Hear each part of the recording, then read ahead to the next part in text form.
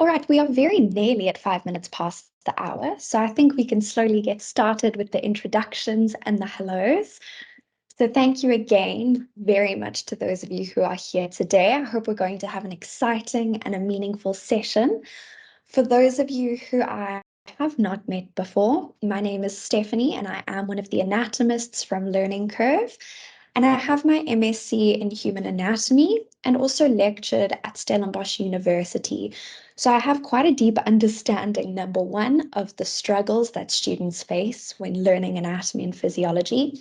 But number two, the perspective of lecturing anatomy, and again, some of the challenges that I've experienced in that space and in delivering lessons to students. So for today, we're going to go back to a lot of the basics of Primal Pictures or Anatomy TV, because a lot of anatomy modules are only starting now in the second semester, and some of you may not have used the platform before. I want this session to be quite engaging, so we do usually keep everyone muted in case we have a lot of participants, but I hope that that won't be a barrier between me hearing from you. So if you have any questions or comments as we go through today's session, please pop them in the chat box because I will address any questions at the end. Lastly, I do just want to remind you, if you don't know already, that we do offer one-on-one training sessions for staff members at our client institutions. I know some of you did indicate that you would like one of those sessions when you registered for this webinar, so we will reach out to you individually and see what we can set up. But please don't hesitate to reach out to us at any stage and ask for assistance, because that is what our anatomist team is here for. So what we'll go through today, starting at the beginning, is accessing this online resource and navigating the home page. We'll then focus on improving or enlivening your lesson design by incorporating some of Primal's content into your lectures.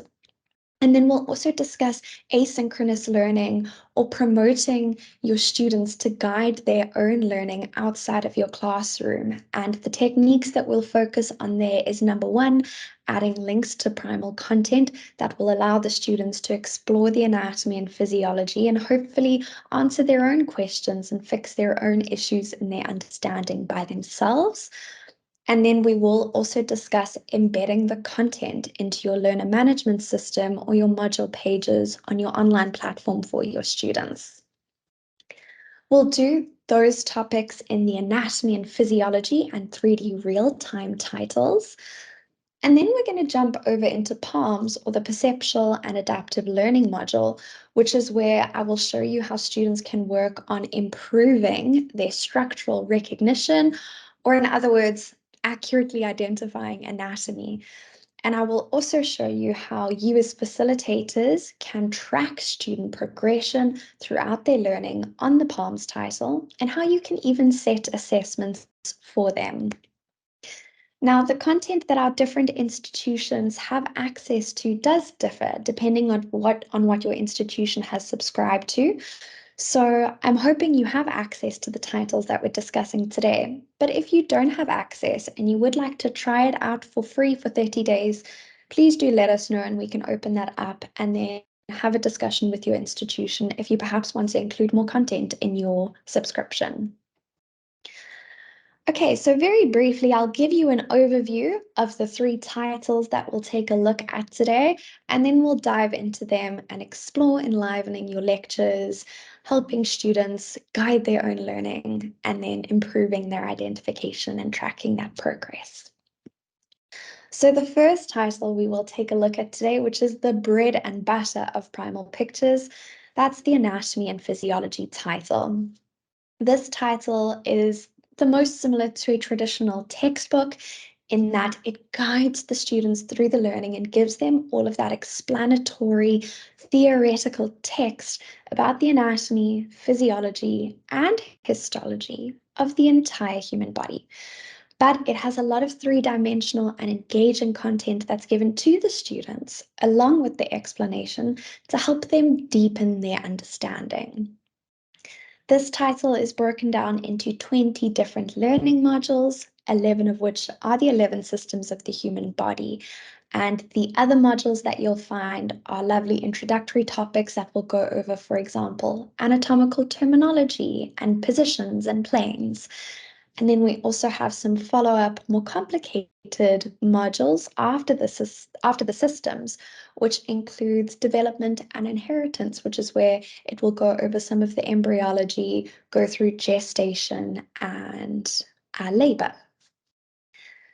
Then the next title we'll take a look at is the 3D real-time title. Here we're going to focus on creating really engaging content for your lectures.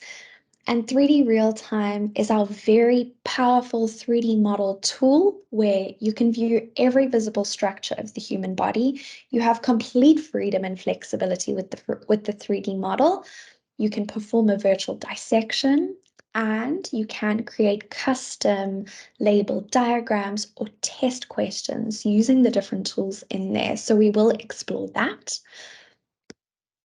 And then lastly, we will finish off with PALMS, or the Perceptual and Adaptive Learning module. This is a very powerful, number one, learning tool to help students improve their identification of anatomy. And number two, it has an assessment component, and you as facilitators can track the learning component and the assessment component. And the assessment side could be used to save yourself some time in setting either formal or informal assessments for your students. And we'll go through all of that and how you can interpret their data. Okay, but without further ado, let's not have death by PowerPoint. I'm now going to change which screen I'm sharing, and I'm going to jump onto the homepage of Primal Pictures. So starting all the way at the beginning, how do you access this platform? Now, our different client institutions may have the access set up in two different ways. So I will explain these two ways. And if you have any issues with access, please chat to your librarian or reach out to me and we can get any issues you may have sorted, because I want to make sure you can access this anytime, anywhere. So the most common way in which access is set up for our institutions is through IP authentication.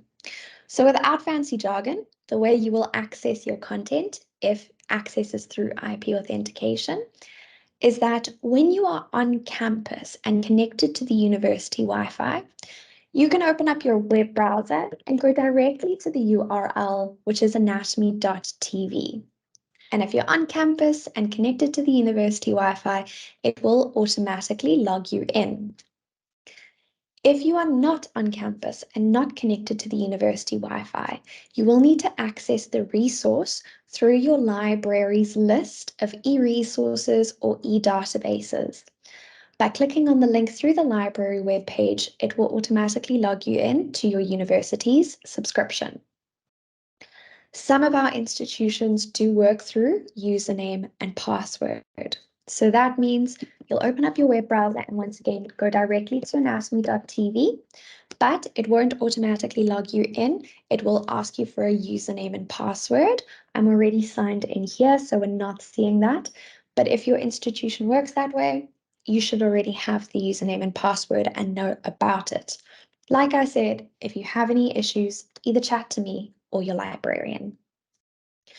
Once you are on Primal Pictures or anatomy.tv, the first thing that will pop up is, do you want to customize your experience with a personal profile?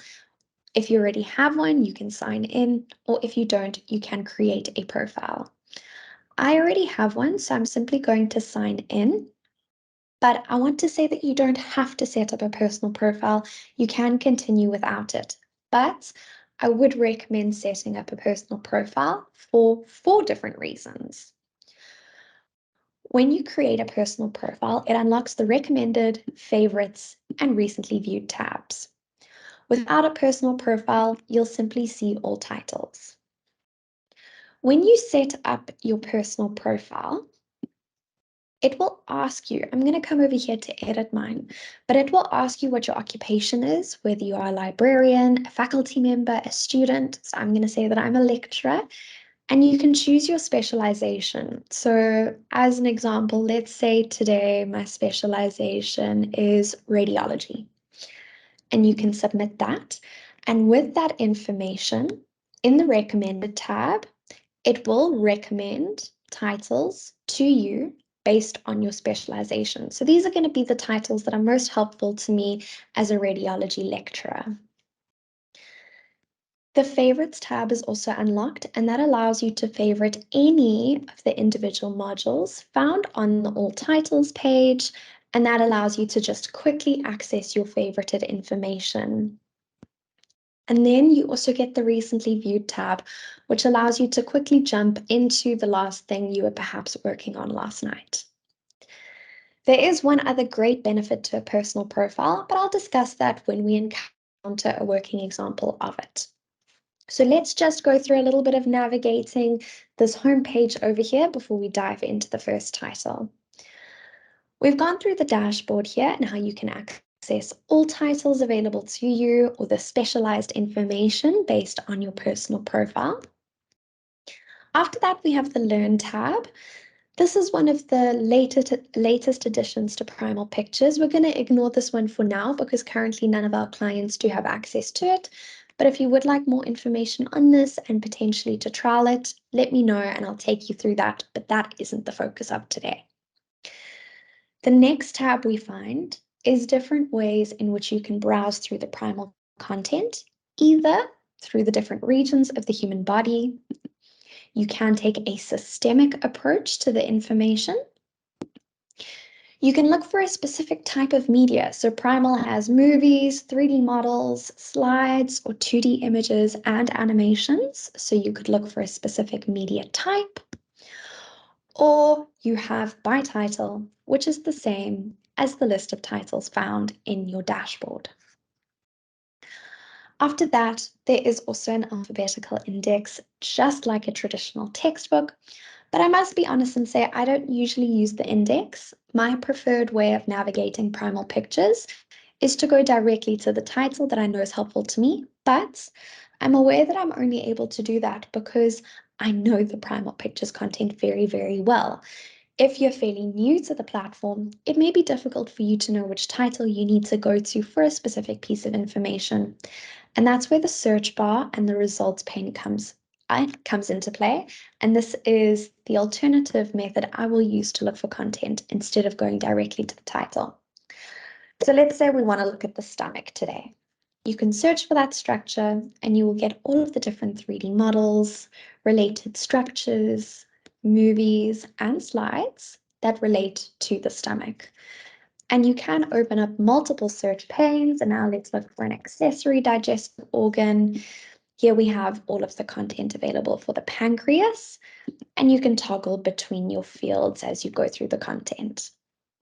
Okay, but I think that takes us through access and general navigation of the homepage, as well as most of the information about the personal profiles.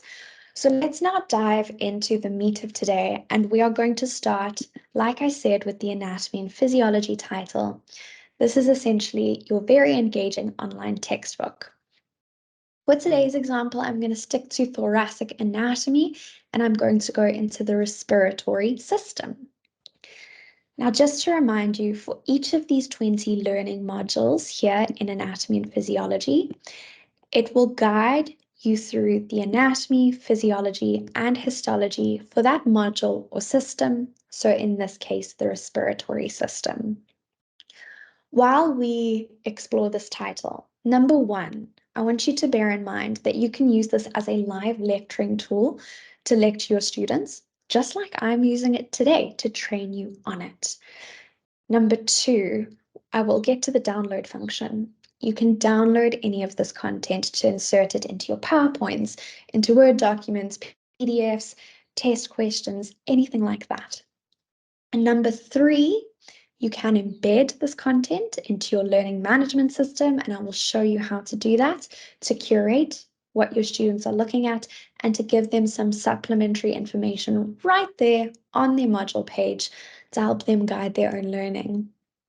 And number four, I will show you how to link content throughout your teaching material to guide your students to further information to once again help them guide their own learning. Okay, so let's firstly start with orientating ourselves on the page. On the left-hand side, you will find your menu bar. In the middle, you have your main viewing pane or your interaction pane. And on the right-hand side, we have our information pane. At the first icon, this is where this system or learning module has been broken down into different topics. So we start with an introduction, then we go through the upper and lower respiratory tracts. We go through voice production, pulmonary ventilation, and then some more physiology and histology-based topics at the bottom. But for today's example, let's use the anatomy of the upper respiratory tract. So if I were lecturing you today on the upper respiratory tract, I could open this up and simply use this as my lecturing content. I can use the information pane to guide me through the information that I am delivering to my students. And while I explain this information to them, we have wonderful visuals here to help them understand what we are explaining.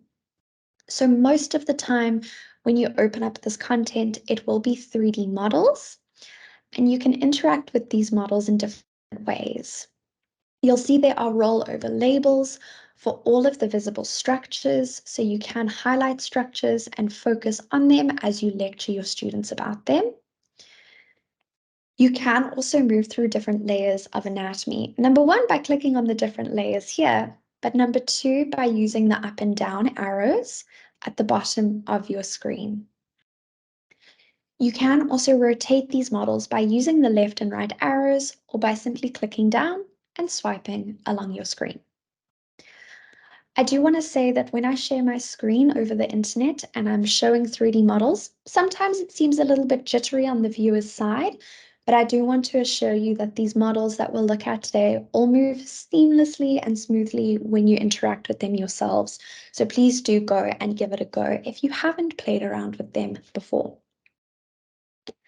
Okay, and then we could continue to scroll through the information pane, deliver the information, and open up the visuals that are helping explain the content that we are delivering. Okay, now throughout the content, and this is geared towards the students, there are interactive learning exercises to test the students on what they've just learned. And this first one over here is an identification exercise. So it wants me to firstly identify the epiglottic cartilage, for example.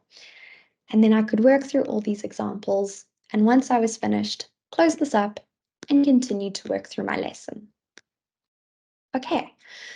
So now for you as lecturers, if you are not going to use this as a live lecturing tool, there are other ways in which you can incorporate this content into your teaching. So let's say I'm busy collecting information for my students on the upper respiratory tract. I'm going to move to some of the icons towards the bottom of our menu, but I will take you through the rest towards the end, so please don't worry. We're going to focus now on pulling information for our lectures and providing content for students to further their learning. So number one, if I'm wanting to include this image in my own lectures or PowerPoints, you can download any of this content. So if we come to this download function over here, we can either save an image of a 3D model or any image we encounter throughout the lessons by clicking Save Image, and you'll see that it then automatically downloads. And there I have my downloaded image on a transparent background. If you wanted to, you could also download this entire lesson as a PDF. The text option I don't love. It's just plain text with no images. I find it just a bit boring. So I do prefer the PDF option. And here you will get the entire lesson with small versions of all of the images to help give some orientation for what content is being delivered. I should also highlight that throughout these lessons, there's a range of different content, including dissection images, which are also interactive to help with identification, but very important for a realistic understanding of the anatomy. So once again, you could save this image and insert it into your PowerPoints. Now, in terms of helping the students guide their own learning, through working with different institutions, what I've found is very helpful is including links to relevant content in your teaching material or in your PowerPoints. Often lecturers create a PowerPoint, they then upload it to the LMS so the students can download it and study from it. But if you were to include Primal Pictures links throughout your teaching content, you can then revert your students to the resource to allow them to explore it on a deeper level by themselves. So let's say I am lecturing my students on the paranasal sinuses. And the sinuses are quite difficult to understand the three-dimensionality thereof. So I may want to include a link to this 3D model for my students to explore the sinuses. So what I could do is come down to the copy link icon. I can copy a link of this 3D model, and I can then insert that link in a relevant place in my PowerPoint to direct the students to it. And you can send a link to anything. If I wanted to link them to the dissection image, I could then come and copy this link. If I wanted to link them to a different 3D model, if I wanted this one, again, you can copy that link. So if you are wanting to insert links into your teaching material, just make sure you're looking at the content that you want to share, come and click the copy link button, and then go and paste it into your content. Okay, and then another important strategy in helping the students guide their own learning, and for lack of a better term, to motivate, encourage, or force them to interact with the information, you can embed it on your module page using the embed function. So with the embed function, any 3D or interactive content will retain this interactivity when you embed it. So they'll still be able to rotate the model, manipulate the layers, and have the rollover labels. So number one, when you are embedding, if you just want the 3D model or image, you won't select embed text. But if you would like this model, along with the information pane, you will click embed text. If you would like a link to where the content came from on Primal Pictures, you will include the product link. If you didn't want that, you could leave it off. And then you can play around with the window size to see what works best on the layout of your module page.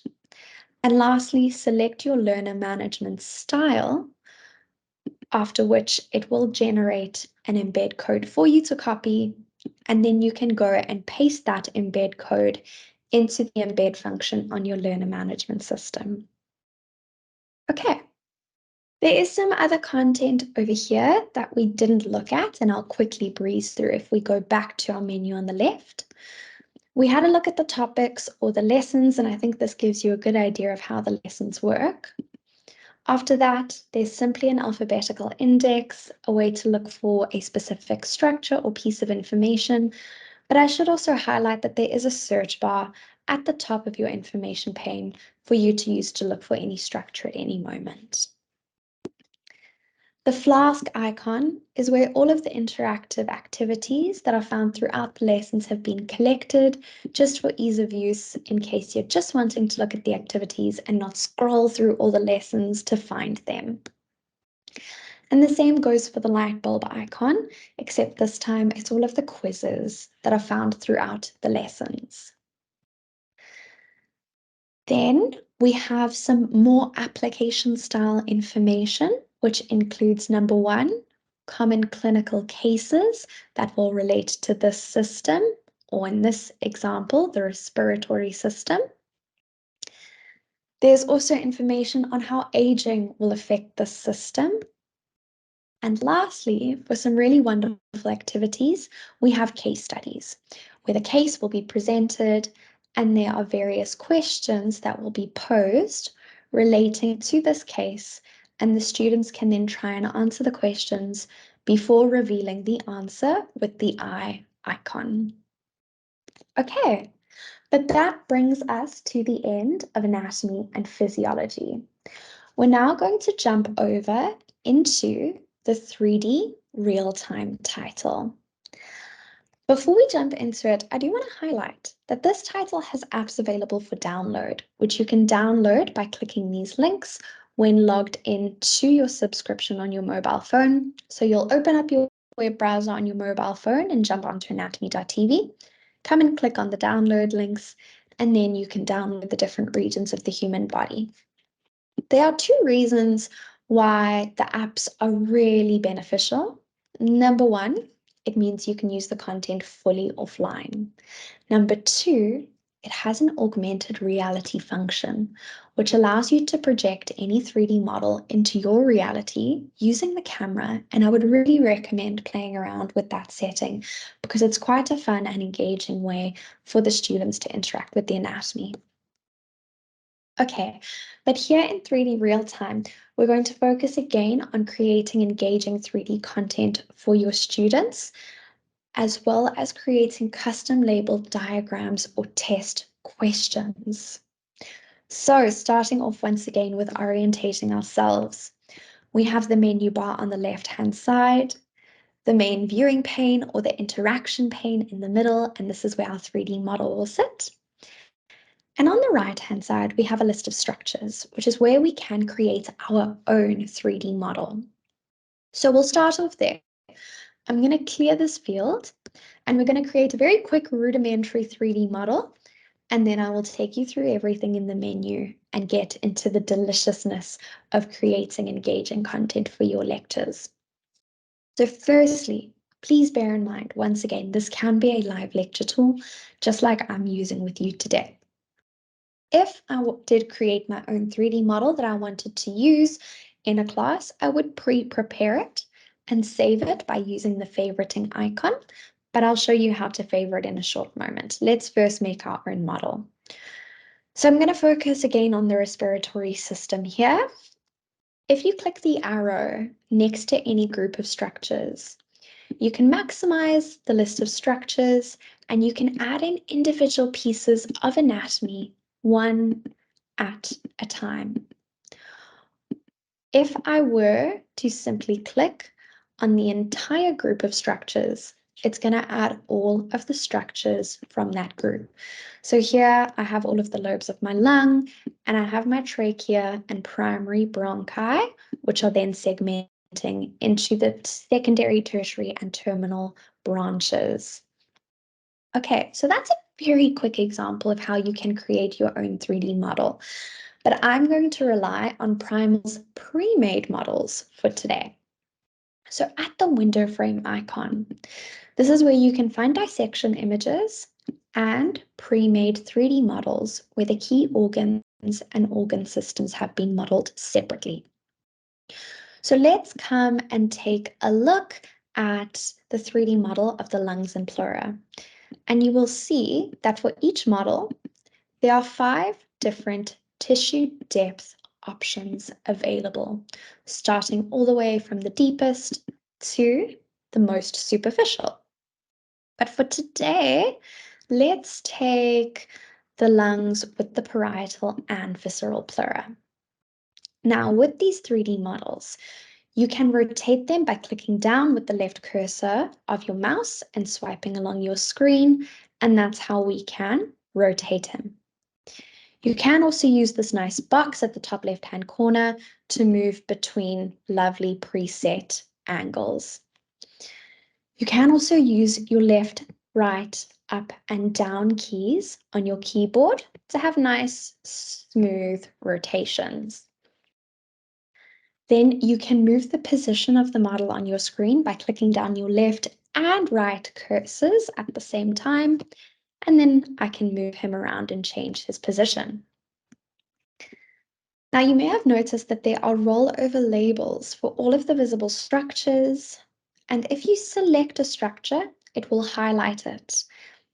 Now, if you click on the text box while you have selected a structure, it's going to give you that wonderful theoretical explanation about the anatomy as you explore it visually. So again, really wonderful for the students to guide their own learning, but you could use this if you are using it as a live lecture tool to guide the information that you're delivering to your students. Now we can use these keys at the bottom to start to perform a bit of a virtual dissection and take a look at some of the structures in more detail. So number one, with the parietal pleura, I'm going to hide it or virtually dissect it away, and do the same for the visceral pleura. I'm going to hide that, and now we've dissected that away, and now I can view individual lobes of my right lung. If you select a structure and click Context, it will show you just that structure with its relevant related anatomical context. With Inspect, you can isolate just that structure and take a look at its individual morphology, and then deselect to go back. If you examine a structure, it turns everything else into X-ray mode and allows you to explore the relational anatomy in a bit more detail. And then if you ghost a structure, it will turn that structure into X-ray mode and allow you to see underlying or inner-lying anatomy. So now we can appreciate the internal segmentation of the bronchi over here. Okay, and then if I wanted to dissect that away, again, I could select it and hide it. And now start performing a bit of a virtual dissection again. Okay, so that's how you can interact with these 3D models. At this window frame icon, we also had dissection images, incredibly important for having a realistic view of the anatomy. What's wonderful about the dissection images here is that when you open up a dissection, it will automatically open up a 3D model that mirrors that dissection to help interpretation of the dissection. So this dissection can either be quarter page, half page, or full page, but this half page option is really great because now our dissection and our 3D model are on similar scales. And with this dissection, you still have rollover labels for every visible structure, and you can highlight a structure. And you may notice that when you highlight a structure, either on the dissection or the 3D model, it will highlight it on both to help with this interpretation of the cadaveric or patient anatomy. Okay, so now we know about the dissection images and we have a good understanding of how we can interact with these 3D models. So let's now go through the rest of the menu. Next, we had the favorite icon. And I mentioned that if I created my own 3D model that I wanted to use in a lecture, it would be a really great idea to favorite it over here so that I can easily revisit it and I don't have to recreate that model each time. What I forgot to mention while we were in the previous module, Anatomy and Physiology, but it's relevant here and it's relevant across all titles.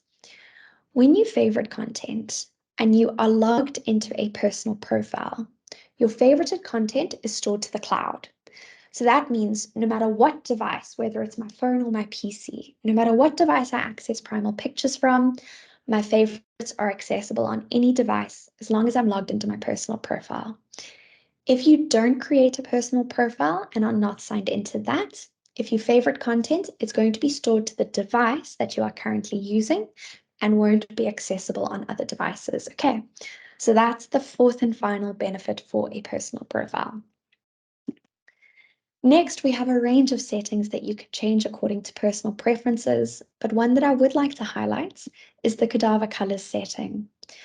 This setting is very important for forcing the students to think more critically about the difference between an artery, vein, and nerve based on the vessel's landmarks and what structures it supplies or drains and what structures it's running in relation to, instead of just relying on this color coding, because unfortunately the patients and the cadavers aren't color coded. And it's important to have an understanding of the difference between these vessels based on their anatomy and not based on their color. Okay, now let's create a custom label diagram for one of our lectures or a test question. And that we can do with the labeling, the pinning, and the drawing tools over here. So number one, you can add in a label using the plus label icon, and that will add a label into any structure you select. You can alter the label if you want to. So right now I'm giving the names of the structures. So this would be a label diagram. But let's say I want to turn this into a test question. So I can click alter label, select the label, and rather say name the structure. Now let's say I want it to be incredibly clear that my label is going towards the subclavian artery. I can add a pin into that structure by clicking plus pin and popping it in.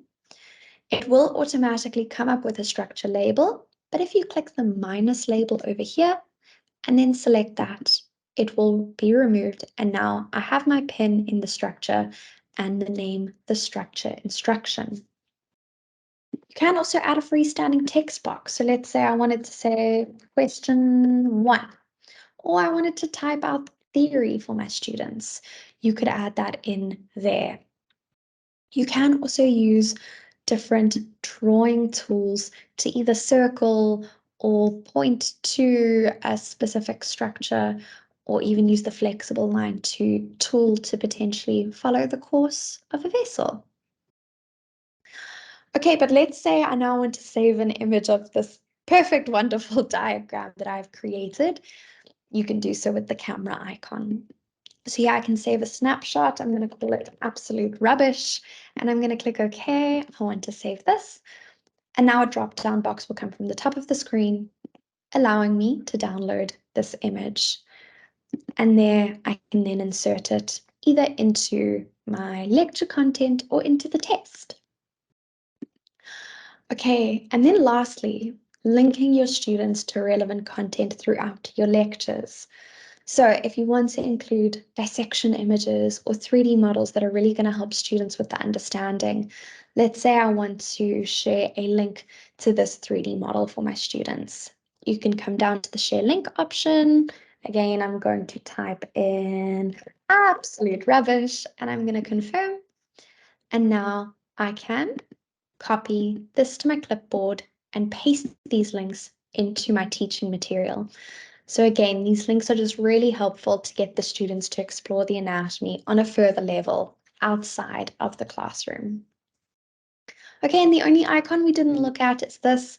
It's another way in which you can rotate and move the model, but I would much rather recommend simply using your mouse. But that brings us to the end of 3D real time. Lastly, today we are going to explore PALMS, or the Perceptual and Adaptive Learning module. It's quite complex how this works in the background, but it's very simple to use. So I will give you some of the explanation about how the Powerful Learning module works, but I'll go through the experience from the student's perspective, and then I will show you how you can track their learning progression and their achievements in assessments. The first time you use PALMS, you do need to create a profile if you haven't already. The reason why you and your students will need to create profiles is because, number one, for each student, it gives an individualized learning experience based on their knowledge and their needs. And to allow them to track their own learning history, the data needs to be stored within their profile. You as lecturers will also need to create a profile. So number one, go and explore it yourselves. But number two, to set up classes using administration and to view the score reporter sheet or the data for your students. Students will not have access to the administration or score reporter side. These are facilitator access tools. If you are interested in using these tools in PALMS and you are not set up as a facilitator, please email me and I will get the administration and score reporter sides activated on your side, okay? So let's firstly have a quick overview of what PALMS is. PALMS is a perceptual and adaptive learning module. It's here to help the students improve their identification of anatomy. There is the learning side, which gives them feedback and helps them improve. And then there is the assessment side, where it simulates the assessment environment. It asks them to identify the anatomy and will give them a summary of their achievement at the end. In the learning side, it runs a powerful algorithm in the background, which computes the student's accuracy, so whether they are right or wrong, and it also computes their fluency. Fluency is based on their response time, and it gives an indication of how confident the student was in the answer that they gave. And by computing the accuracy and the fluency, the algorithm is going to customize which structures that student is asked to identify so that it moves past the structures they already know and it focuses on the structures that they are struggling with.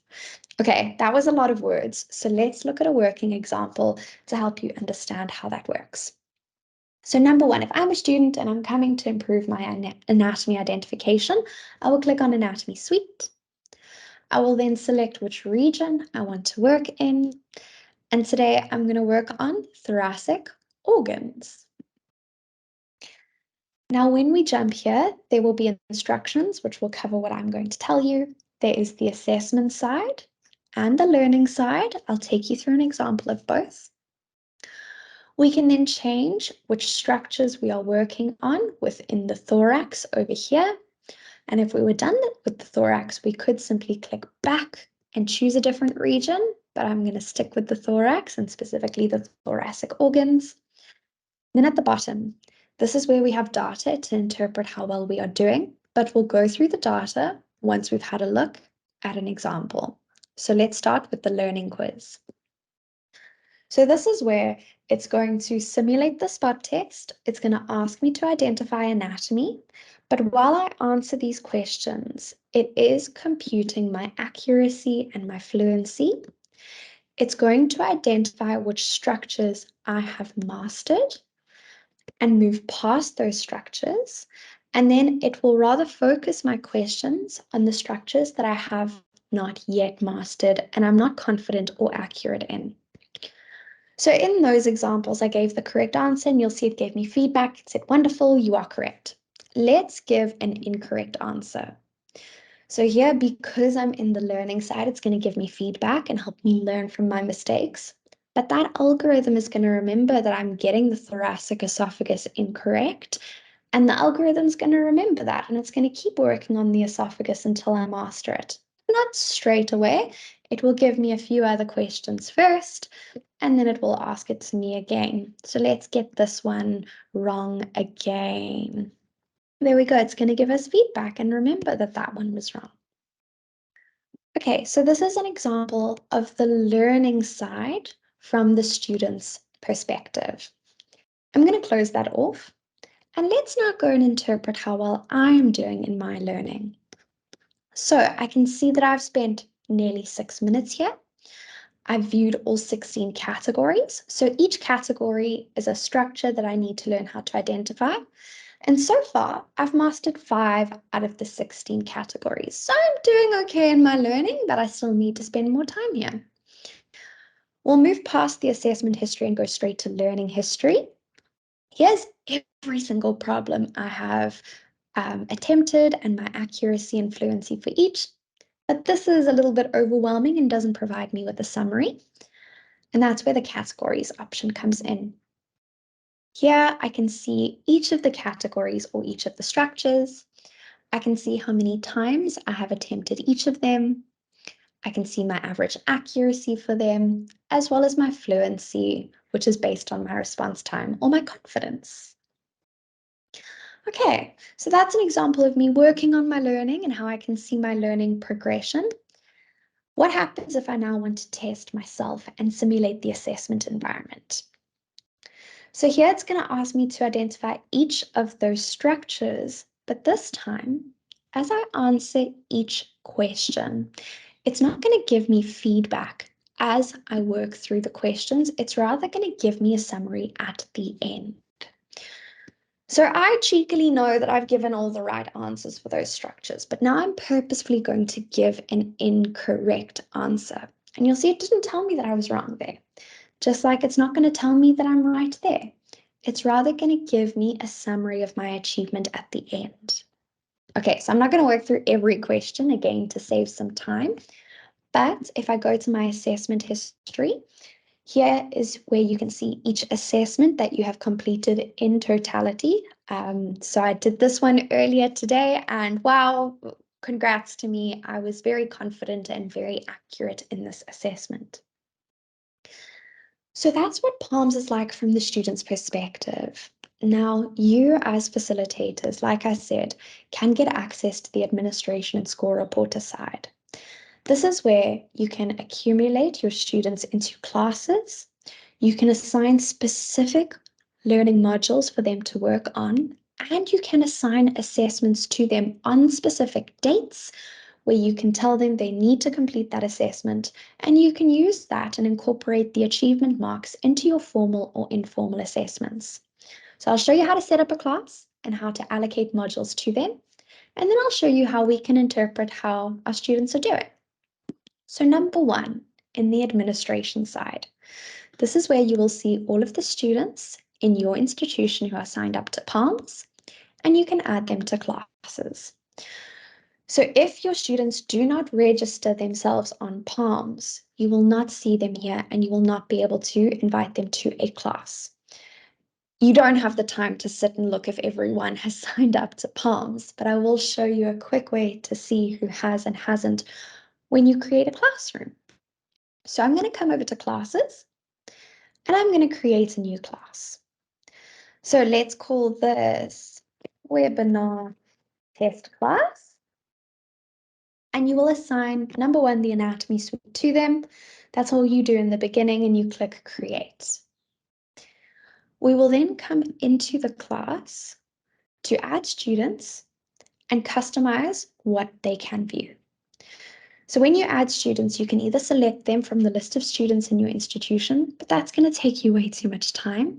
I would recommend adding from a list. So I have my list of students in my Excel document over here. And what I've done is I've included a student in this list who hasn't signed up to PALMS yet. And I'll show you how it's going to tell us who's signed up and who isn't, and who we need. Oh, let's cancel that. And who we need to send an email reminder to sign up to PALMS. So I'm going to paste my students' email addresses here and continue. You'll see it's telling me it can add these 5 students, but this student was not found. So now I know this student hasn't signed up to PALMS yet, and I need to email them and go, hey, sign up to PALMS, otherwise you're going to get 0 for your learning or assessment that I'm assigning you. Okay, so I'm going to click continue, and those first 5 students have been added to our class, but not the 6th one because they hadn't signed up yet. Now in the class settings, you can either give them access to everything and let them do whatever they want to on PALMS, and you can view their learning history through it all, or you can give them the guided option and set an assessment for them. So I'm going to remove all access, and I only want my students to see, let's say, the heart orientation lesson. So I'm only going to give them access to this on PALMS, meaning they will only see this one and not the rest of the body. And I'm going to force them to work through the guided option.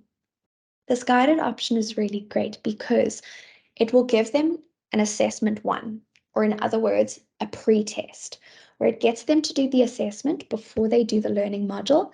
And this will give you a baseline of how much they know before they go through the learning module.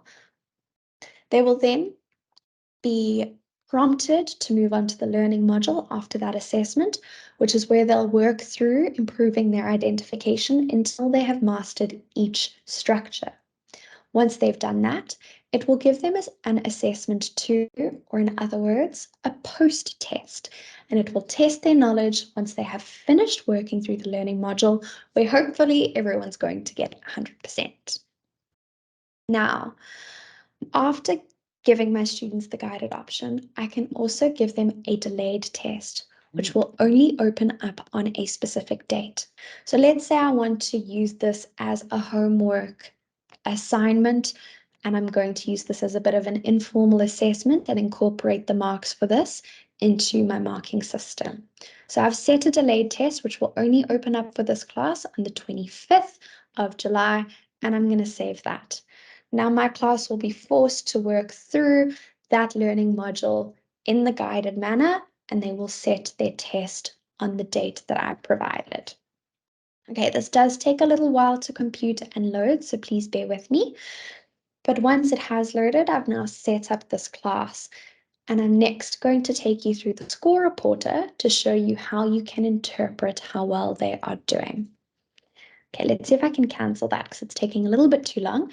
But let's say in a perfect world, okay, there we go. The settings actually had updated, so I did give it enough time.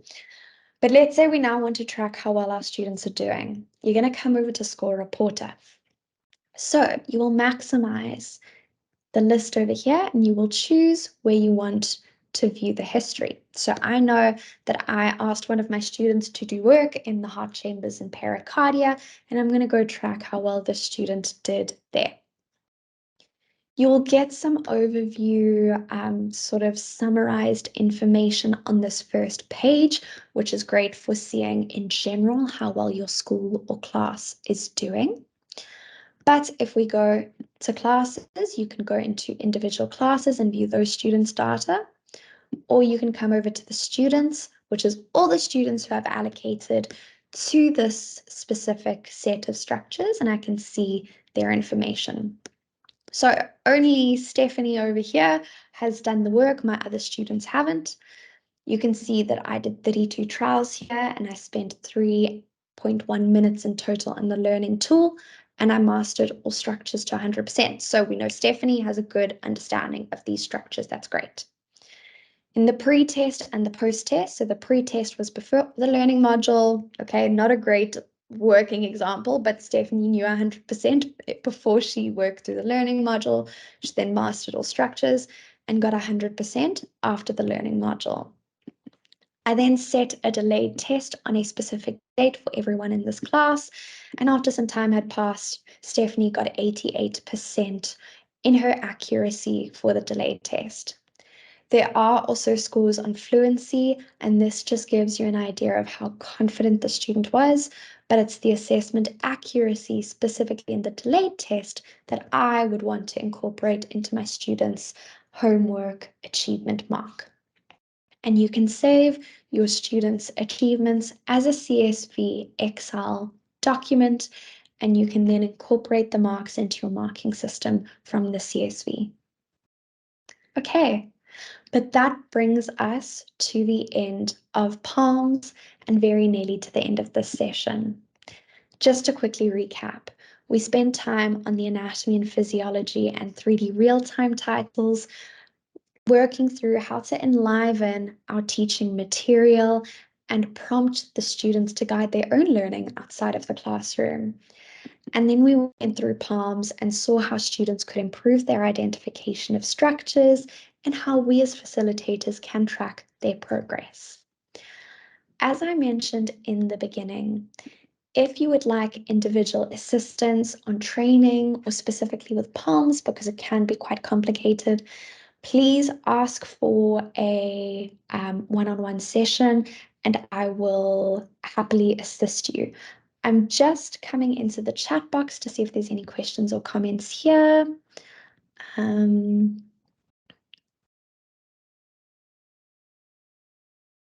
Okay, I see someone had an issue with viewing the screen. I hope that was only one person and not everyone. But we will be sending everyone a recording of today's session.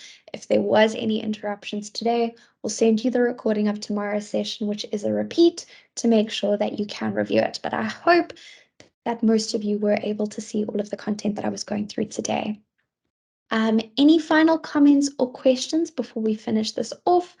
I see some thanks in the chat box. It's an absolute pleasure. We love what we do and we love helping you as much as possible. So thank you for your time here today, and I really hope that it was beneficial. Once again, pop me a mail if you want one-on-one help or if you need me to give you access to the administration or score reporter sites on PALMS. Okay, but I'll stick around to see if any more chat box questions or comments do come into the chat box. But other than that, I'm going to say thank you very much once again, and I hope you have a lovely rest of your day. I hope to see you in some of our sessions in the future and to hear from some of you over email. All right, goodbye everyone, and thank you very, very much.